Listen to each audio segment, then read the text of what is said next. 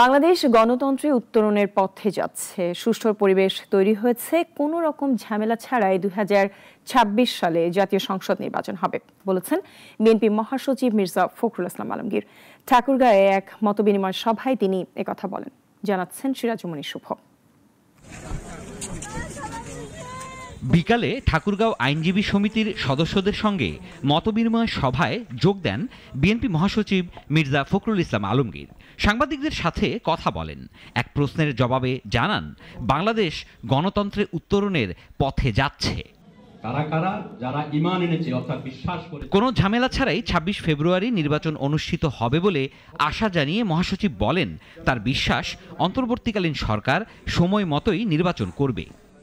বাংলাদেশ এখন একটা গণতন্ত্রের উত্তরণের পথে যাচ্ছে।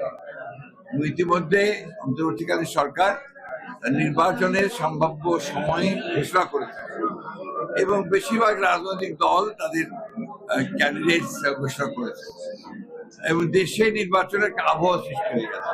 বর্তমানে আইন শৃঙ্খলা পরিস্থিতি আগের চেয়ে অনেক ভালো জানিয়ে মির্জা ফখরুল বলেন, এখন আর এমন কোনো পরিস্থিতি নাই যেখানে নির্বাচন ব্যাহত হবে। আইন শৃঙ্খলা পরিস্থিতির বিষয়ে আমি মনে করি যে যথেষ্ট উপযোগী আছে, ভালো আছে, কারণ এখন আর এমন কোনো পরিস্থিতি নাই যেখানে আপনার নির্বাচন ব্যাহত হবে। এ সময় চট্টগ্রাম পোর্ট বিদেশিদের কাছে লিজ দেওয়ার বিষয়ে কথা বলেন তিনি। জানান, চট্টগ্রাম পোর্ট তাদের ছেড়ে দেওয়া হয়নি, হ্যাং লিংক দেওয়া হয়েছে।